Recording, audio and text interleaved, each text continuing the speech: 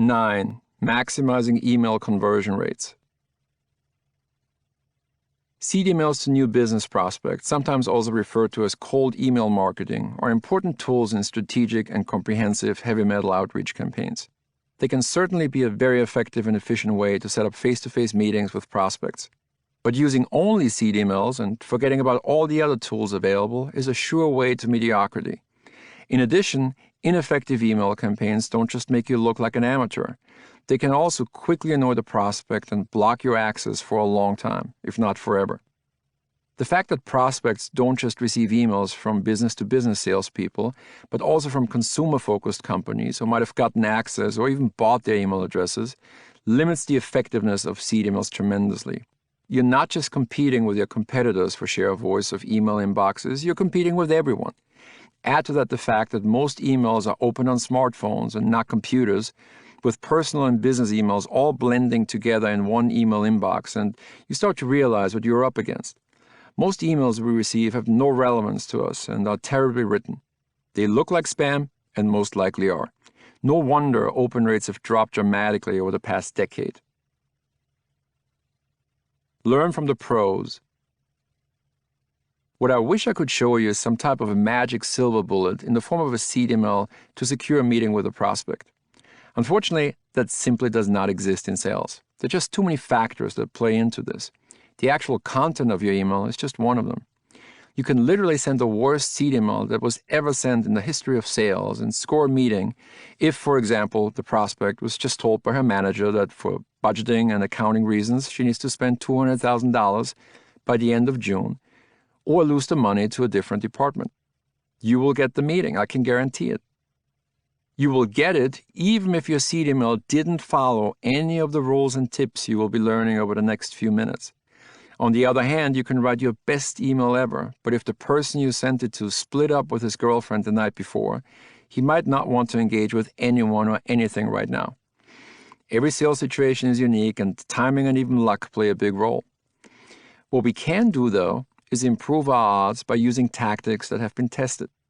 The good thing about seed emails is that there is a lot of data available on what works well and what works less well, usually based on testing of different email campaigns by business-to-consumer marketers. We can use their learnings to make our seed emails more effective as a result. Replacing a word here using a different relevant business reason or subject line there, that's how we maximize our chances of getting a positive response. For you to see success in using seed emails to set up face-to-face meetings with new business prospects, your email needs to do 3 things. It needs to reach the right person. That person needs to open the email. And once they open it, the body of your email needs to convince them to agree to the meeting. Reaching the right person. Similar to finding a prospect's phone number, tracking down the email address of a prospect has become easier over the years. Many companies list the email addresses of executives on their website. New online tools that allow you to search for email addresses like hunter.io are regularly launched. If all else fails, you can always call the company and ask someone for the prospect's email address. People are usually less hesitant giving out email information than phone extensions. If you're hitting a wall with all of these tactics, try to find out the format of a company's email addresses and give it your best shot. What you want to avoid at all costs is sending seed emails to generic email addresses like support@company.com or info@company.com, because these emails won't land in the inbox of any potential influencer, let alone a senior decision maker, and you won't receive any meaningful response. It is a true waste of your valuable sales time. Instead, use some of this time for further research. There are very few instances where it will not be possible to find any contact information. For your emails to be seen by prospects, they need to make it into their email inboxes. This is by no means guaranteed, as many companies today have spam filters set up that either block emails entirely or automatically move them into junk folders. Research from 2019 shows that email has an inbox placement rate of about 85%. That's pretty good, but also means that close to 1 out of every 6 emails are either blocked or filtered to spam. Don't take that risk. Spam filtering has become more rigorous over the past few years, a trend that likely will continue. And since a business-to-business seed email is, by definition, one that the receiver has not opted into, you certainly want to at least be aware what constitutes spam and what does not. Spam filters check for red flags in both the subject line and the body of the email, like embedded hyperlinks, messages in all caps, colorful and different-sized fonts, attachments. There are other reasons why it doesn't make sense to include attachments in a seed email, but if you need one more, the fact that using them increases the risk of having your email sent to a junk folder should probably do. Bulk emails. Seed emails should be sent to one individual, one email at a time. Too many unopened emails sent to the same person in a short period of time. That's one of the reasons you should limit the number of emails sent to the same prospect during a typical 2-week heavy metal outreach campaign to 3. Spam filters try to catch suspicious phrases and words associated with scams, gimmicks, schemes, promises, or free gifts. As the saying goes, if it sounds too good to be true, it probably is. And while the list of spam risky phrases constantly changes, here's a short selection. Increased sales, increased traffic, amazing, once in a lifetime, incredible deal, special promotion, great offer, opportunity, congratulations, guarantee. Sales champions don't have to worry about this. They wouldn't use most of these words in the first place, not because they could be considered spam, but because they just sound way too salesy to be effective. They are bad salesmanship. Your email provider may have a built-in tool that checks your emails for spam trigger words before sending it. Alternatively, you can also use Is Not Spam, a free online tool that scores your email for deliverability and checks if it is likely to trigger spam filters. The subject line, the email equivalent of a newspaper headline. For more than 3 centuries, newspaper headlines have served one primary function: to pique the interest of the reader enough to read the actual article, or, in the case of the front page headline, to buy the paper. A good email subject line does something very similar. It gets the prospect to open the email and read the actual message. If your subject line and your opening sentence, more on that shortly, isn't enticing, it doesn't matter how great the content of your email is. No one will ever see it.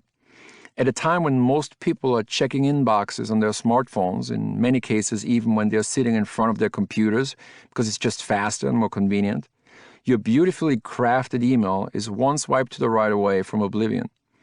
Much of the advice covered in the chapter on RBRs also applies to subject lines, and maybe even more so. For example, focusing on your own product or company will lower opening rates dramatically. Based on a 2018 study by Yesware, the following subject line tactics were proven to be the most effective in maximizing email opening rates. Keep the subject line to 30 characters or less. The research showed a clear negative correlation between length of subject line and opening rate. Personalize the subject line as much as possible. If you can, reference a recent accomplishment. Loved your article in Fortune. Or a common contact. John Perry suggested I reach out.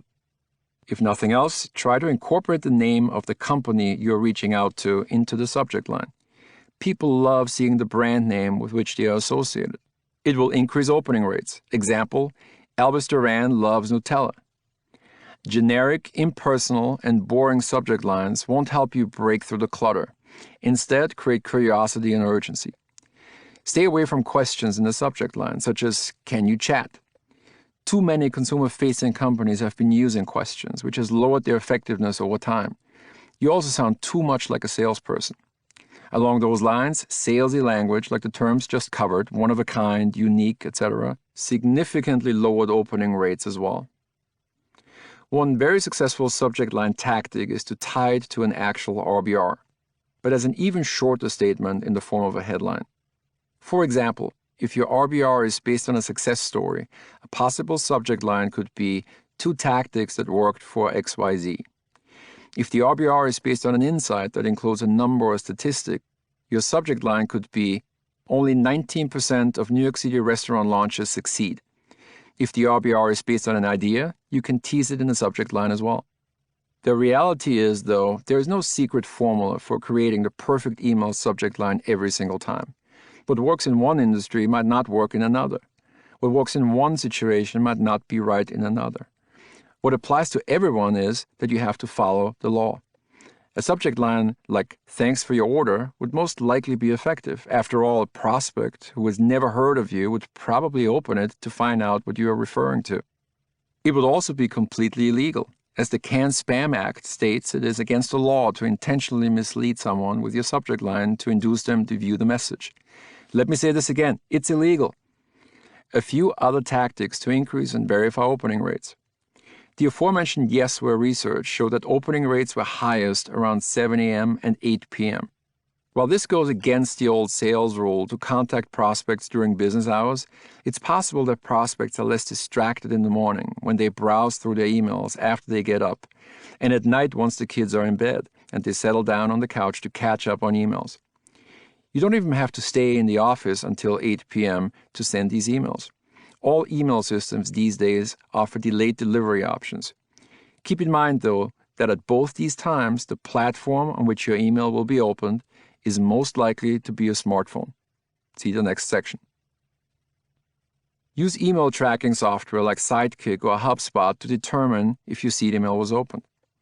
If you work with senior executives who are well known in the business community or the prospects category, or might even know prospects personally, don't be shy to ask and get them to send the email for you. Convince and convert with compelling copy. Getting prospects to open an email is only the first step in your quest to get them to agree to a face-to-face meeting. Your opening sentence must equally convince and give them a reason to keep reading. Unfortunately, most of the time, it doesn't.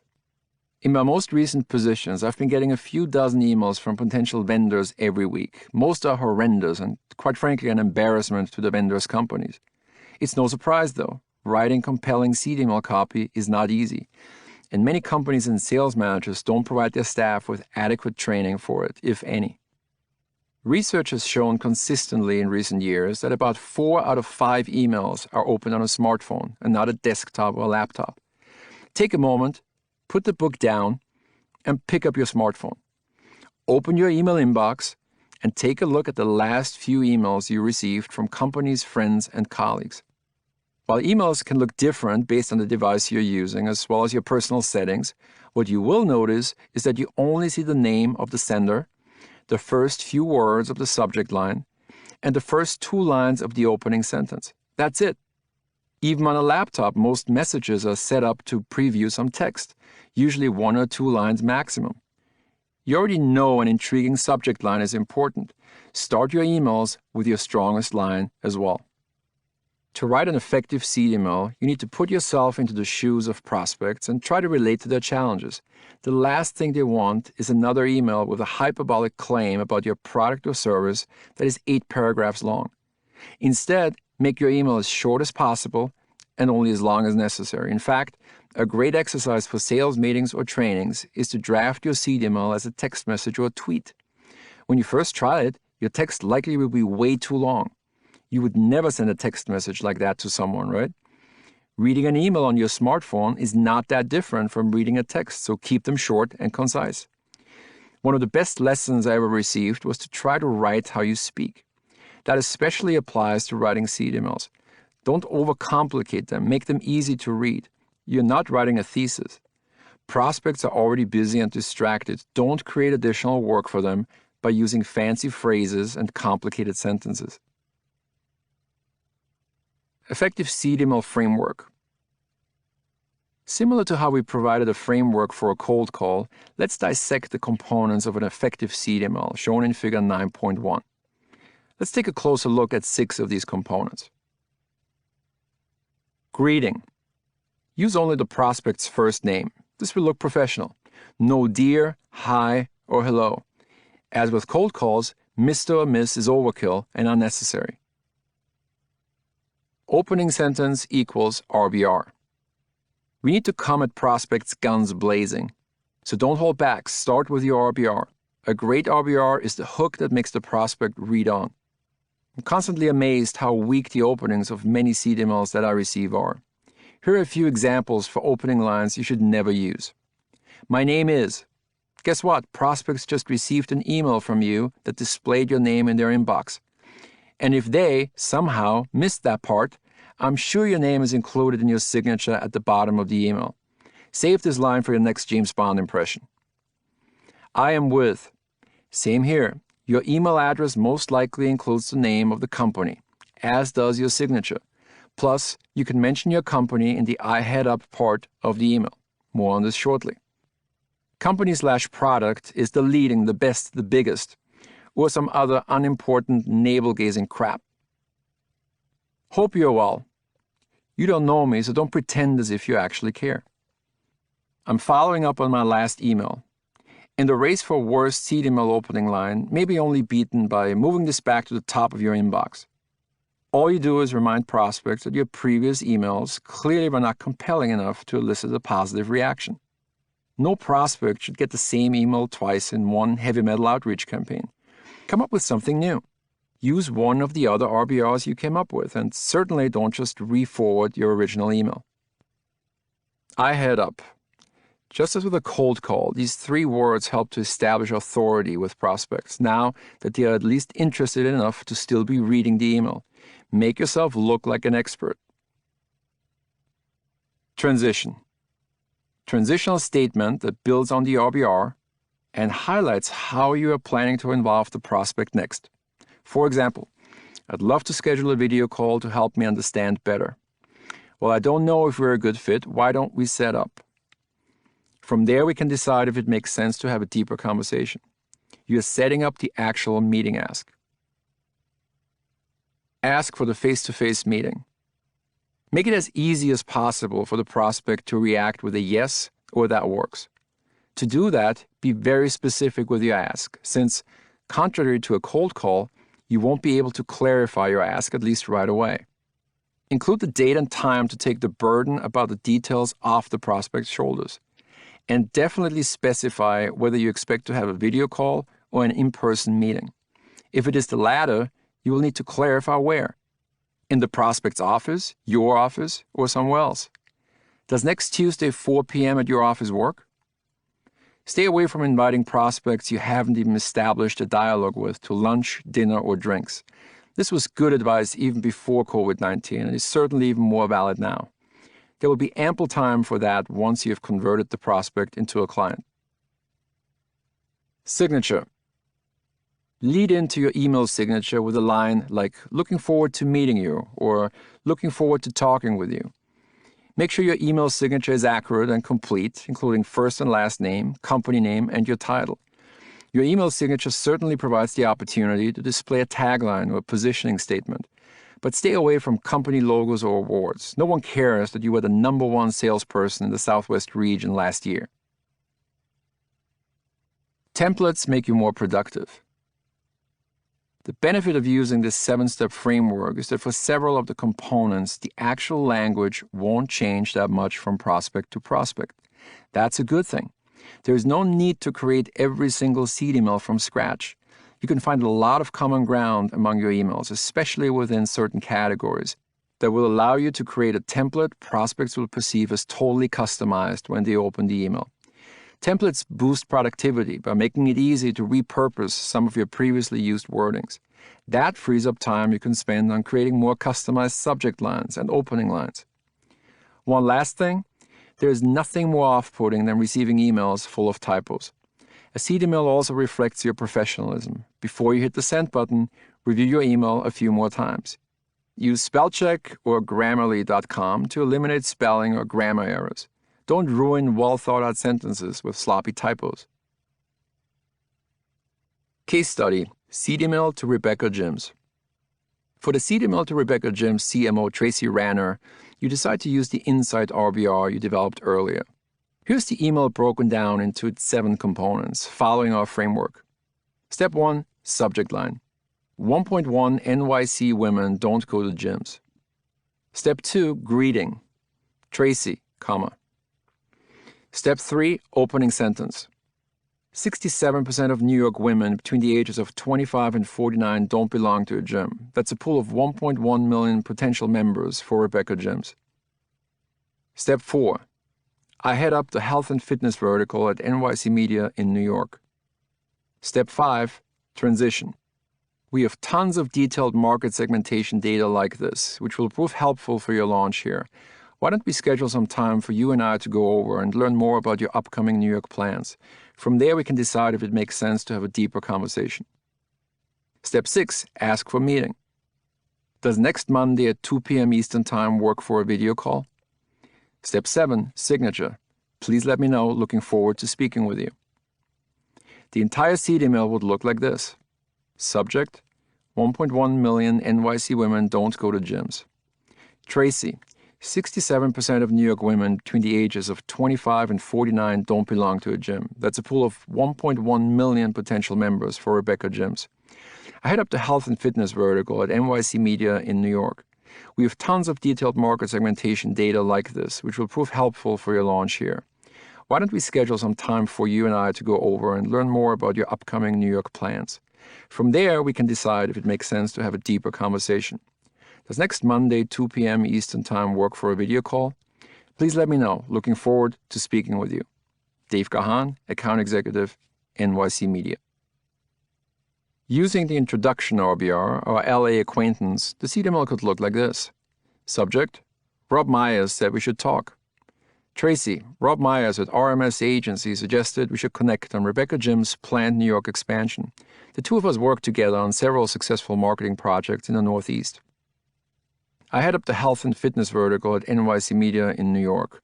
Why don't we set up some time for you and me to connect to learn more about your upcoming plans here? I can share some case studies of comparable launch campaigns we have worked on, and from there we can decide if it makes sense to have a deeper conversation.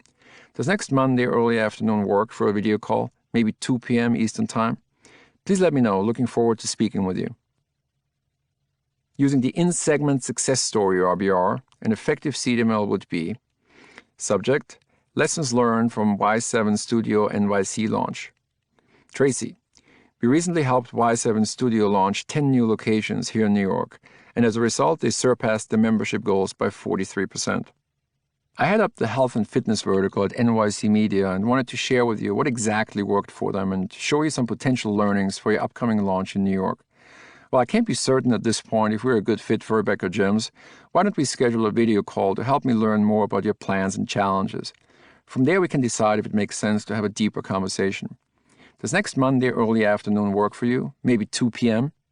Please let me know. Looking forward to speaking with you. A seed email using the idea RBR could look like this. Subject: Rebecca Gyms launches fitness movement. Tracy: Imagine if we created a movement of New York women who hold each other accountable to work out on a regular basis. A movement that is led by our female radio personalities and bloggers. I head up the health and fitness vertical at NYC Media and wanted to schedule a video call to share a few more details on this idea. We'll also love to hear more about your plans for your upcoming launch in New York. From there, we can decide if it makes sense to have a deeper conversation. Does next Monday at 2 p.m. Eastern Time work for a video call? Please let me know. Looking forward to speaking next week.